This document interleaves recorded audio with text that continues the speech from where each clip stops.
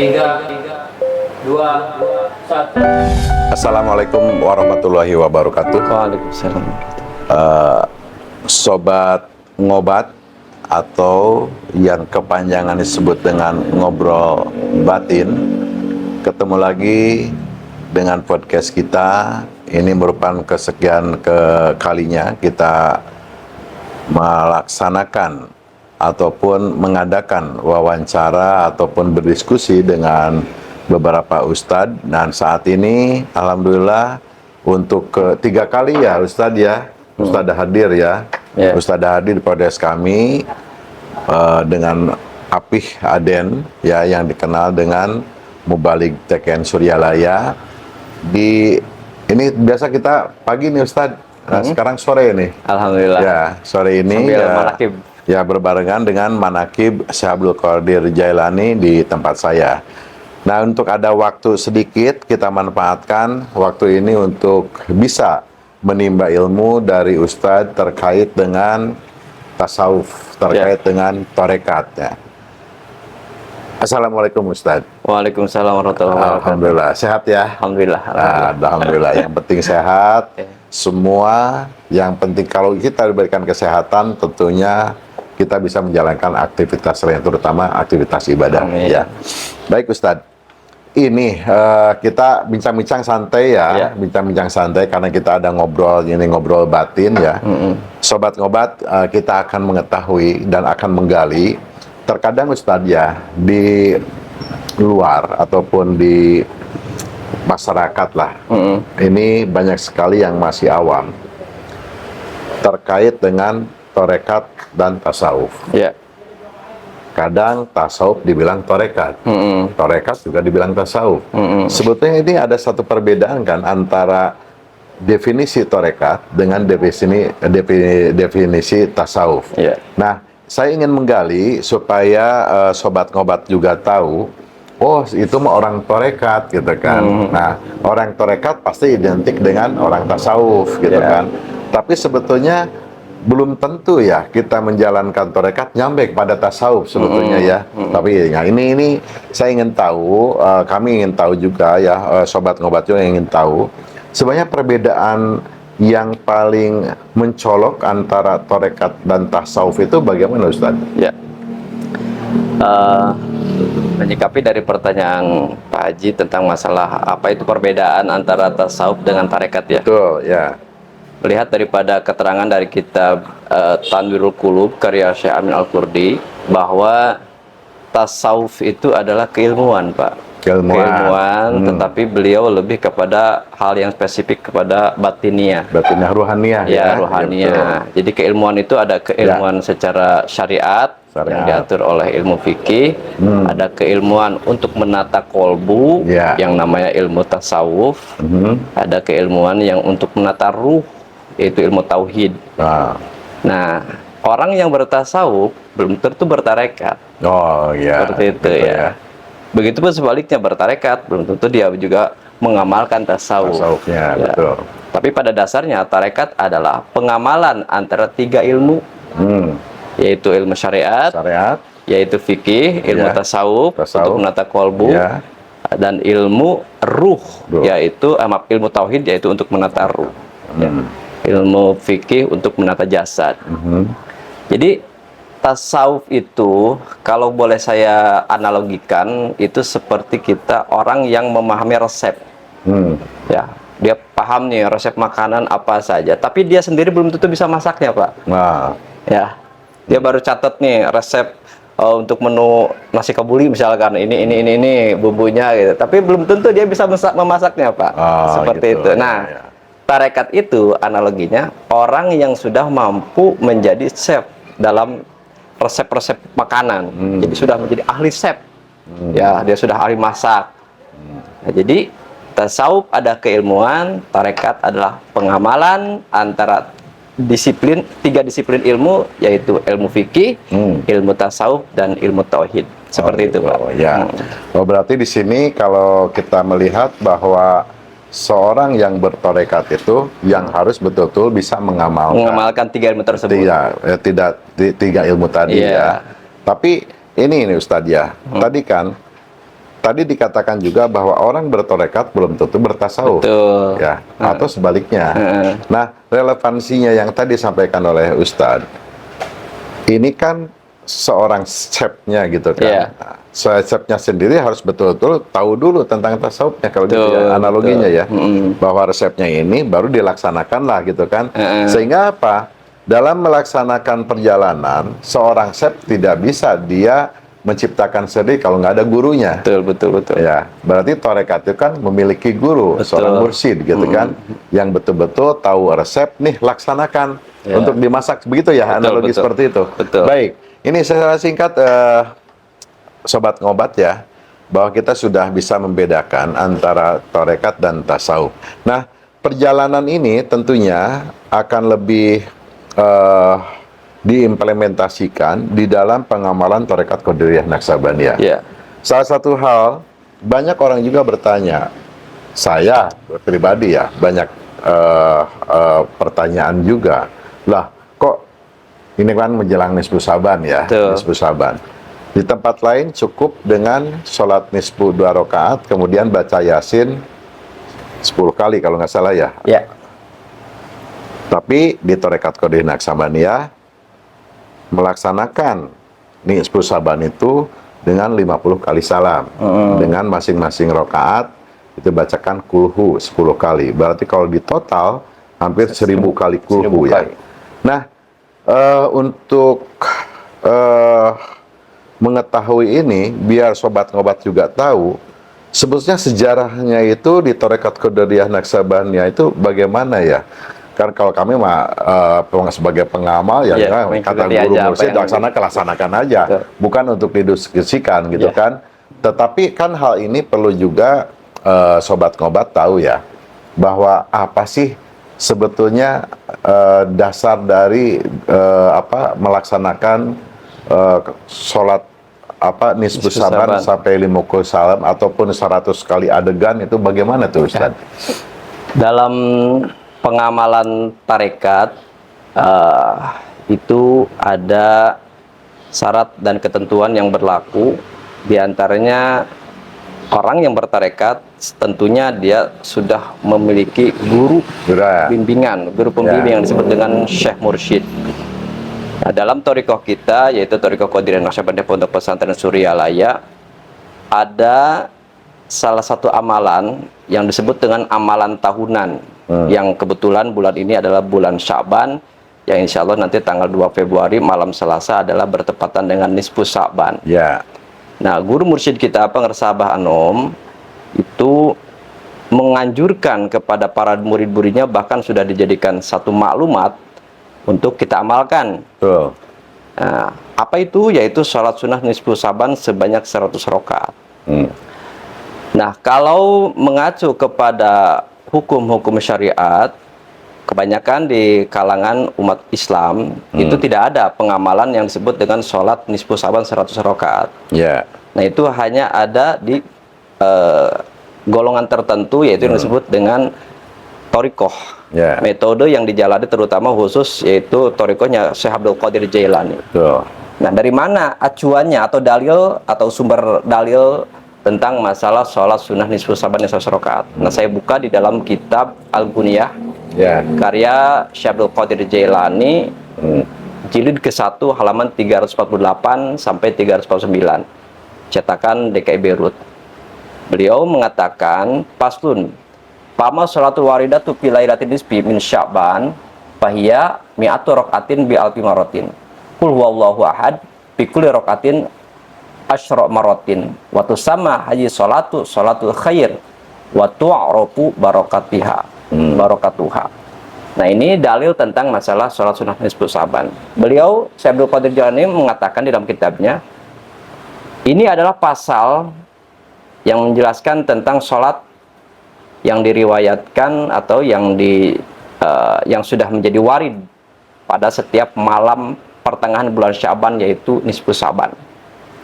Adapun pelaksananya adalah sholat sunnah 100 rakaat dengan membaca surat Al-Ikhlas atau surat Kulhu sebanyak 1000 kali, dibaca 10 kali pada setiap rakaat. Nah, ini sholat dinamakan dengan sholatul khair, kata Syekh Abdul Qadir Jailani. dan dikenal keberkahannya. Wa kana salafus saleh yusallunaha jama'atan yajtami'una laha wa fiha fadlun kasirun wa sawabun jazilun. Nah, para ulama salaf terdahulu yang soleh biasa melaksanakan sholat ini, Pak, secara berjamaah. Ya, mereka berkumpul. Untuknya di dalamnya terdapat keutamaan yang banyak dan pahala yang melimpah. Nah, saya bacakan saja redaksinya langsung karena menyingkat waktu. Nah, ini diriwayatkan dari Hasan Al-Basri rahimahullah ta'ala. Ia berkata, 30 orang sahabat Rasulullah menceritakan kepadaku bahwa barang siapa yang melaksanakan sholat ini, yaitu yang disebut dengan sholat nisfu Sa'ban, Allah akan memandangnya 70 kali pandangan dan akan dipenuhi untuknya pada setiap pandangan itu 70 hajat. 70 hajat. Yang paling ringan di antara hajat adalah pengampunan dosa. Nah, inilah dalil untuk menjalankan sholat sunnah nisfu Sa'ban yang itu sudah dikerjakan oleh para sahabat-sahabat terdahulu, termasuk kepada salafus soleh. Maka sebagai ikhwan wal akhwat thariqah Qadiriyah Naqsyabandiyah, kita jangan ragu lagi. Kita ikuti saja apa yang dijadikan pedoman guru kita, perintah guru kita. Beliau memerintahkan kepada murid-muridnya tidak mungkin menjalankan sholat yang tidak ada dasar hukumnya, tidak ada dalilnya. Seperti itu, Pak. Baik, itu. Terima kasih nih Ustadz. Ya, ini satu pencerahan aja ya. Sebetulnya tadi saya menyimak dan mengadopsi dari apa yang disampaikan oleh Pak Budi Sukarsron ya. Ada salah satu kata-kata yang dilontarkan bahwa tarekat itu bukan untuk didiskusikan, bukan untuk diperdebatkan, bukan untuk dibicarakan di media gitu kan ya. Kalau itu selalu didiskusikan, dibicarakan, apalagi diperdebatkan, itu akan menjadi sampah. Yang pastinya bahwa kita semua, insya Allah, alhamdulillah, kita semua sudah, terutama ikhwan akhwat tarekat Qadiriyah sebenarnya sudah memiliki guru yang memang betul-betul sanadnya itu jelas ada ya. Jadi dengan lagi kita harus meyakini bahwa guru mursyid, apa yang diperintahkan oleh guru mursyid, kita tinggal melaksanakan saja. Tetapi ya itu tadi, supaya mengetahui semua tentunya ikhwan semua juga tidak akan tahu ya sejarah ini gitu, walaupun dasar-dasar ini. Tapi kalau sudah diketahui akan lebih meyakinkan lagi ya tujuan kita positif ya. Baik Ustadz. Nah ini Ustadz, tadi dikatakan bahwa ada satu yang masih ya, balik lagi ke tadi antara tarekat dengan tasawuf.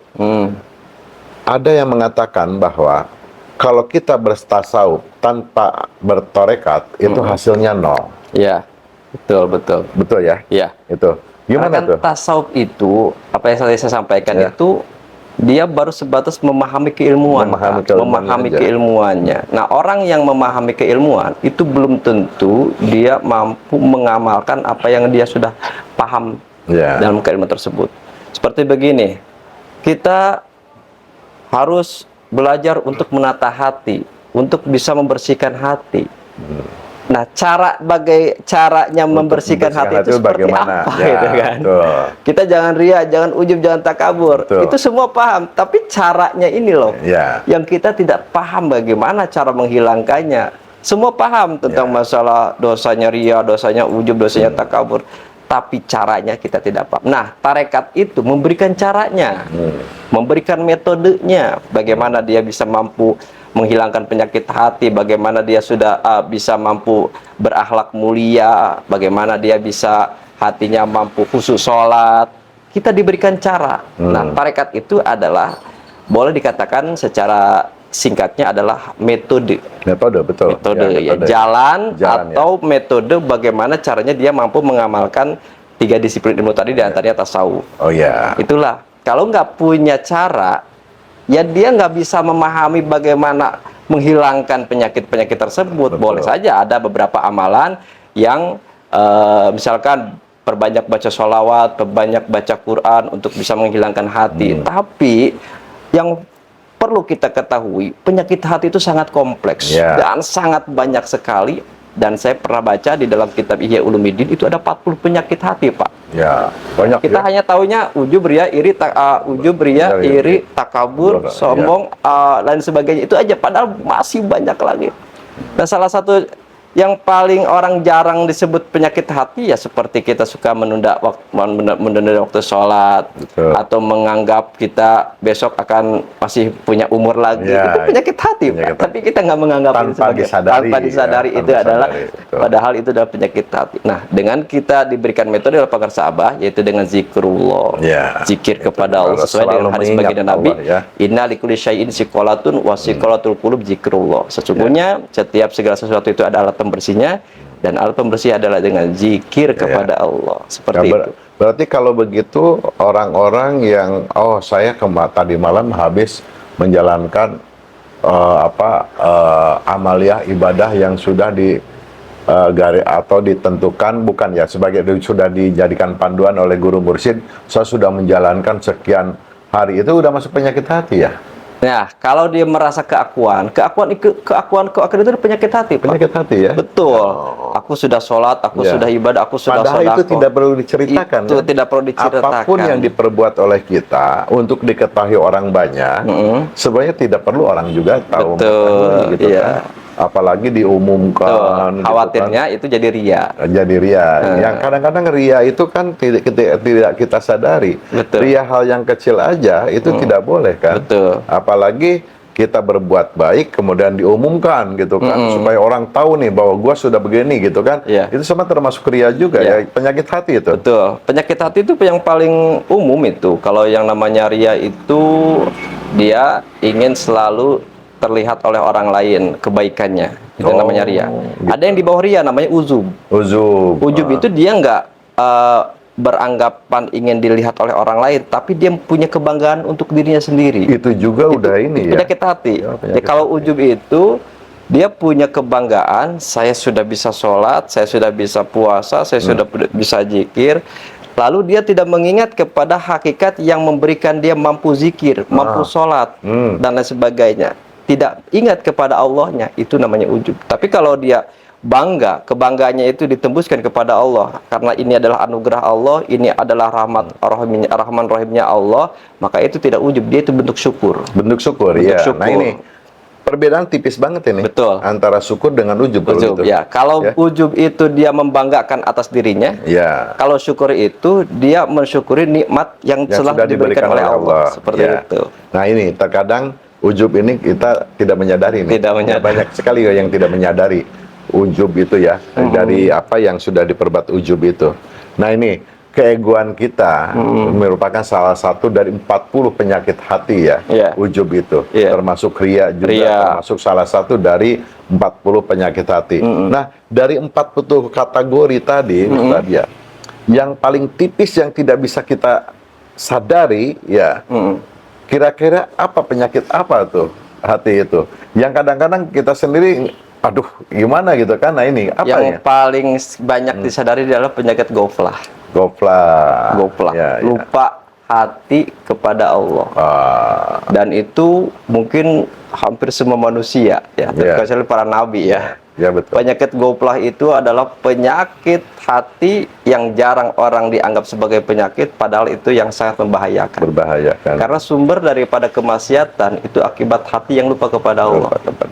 Orang yang lupa kepada Allah, dia pasti jauh kepada Allah dan dia berani bermaksiat. Tapi orang yang hatinya ingat kepada Allah, apakah mungkin dia akan bermaksiat? Ya, gitu.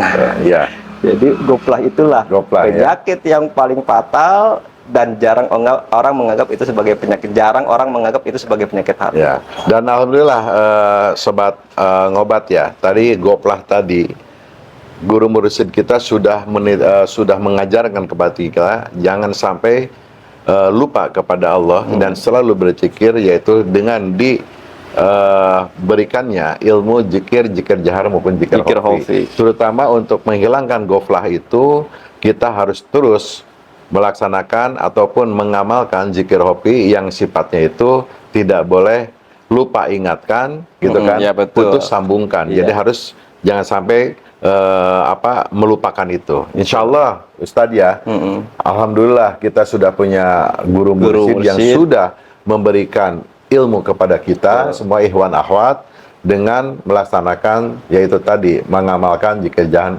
hofi yang dibarengi dengan DKM tadi, zikir harian, khotaman mingguan dan manakib bulanan. Nah, mudah-mudahan ini menjadikan satu bahan untuk sobat ngobat ya, bahwa apa yang tadi 40 penyakit hati yang bisa diketahui sedikit ya tanpa disadari oleh kita, yaitu penyakit goflah. Mudah-mudahan dengan kita menjadi ikhwan Tarekat Qadiriyah Naqsabandiyah ini, penyakit goflah yang tadi sangat tipis sekali ya bisa mengalahkan 39 penyakit-penyakit hati lainnya. Jadi berawal dari itu dulu ya. Jadi kalau penyakit yang paling utama yang jarang orang dianggap sebagai penyakit, yaitu goflah, itu sudah mampu kita obati, artinya apa? Sudah mulai intens hati kita, sudah mungkin lebih banyak mengingat Allah dibanding tidak mengingat Allah, maka penyakit-penyakit yang lain pun itu akan terkikis sedikit demi sedikit.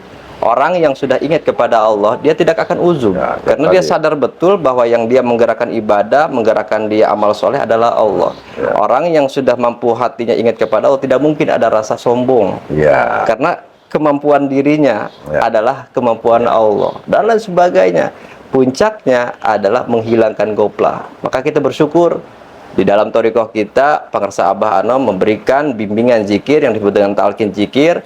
Yang diberikan adalah 2 zikir. Pertama zikir zahar, yaitu la ilaha illallah. Yang kedua adalah zikir khafi, yang hanya ditanamkan di dalam kolbu kita, yang kita diajarkan oleh pangarsa guru kita untuk selalu mengingat Allah. Kata beliau, ketika putus sambungkan lagi, ketika lupa ingatkan lagi. Yang tidak boleh itu adalah sengaja melupakan, sengaja memutuskan. Adapun kita lupa secara tidak sadar, adapun putus secara tidak sadar, itu bukan orang yang goflah, tapi sedang belajar untuk menghilangkan goflah. Seperti itu.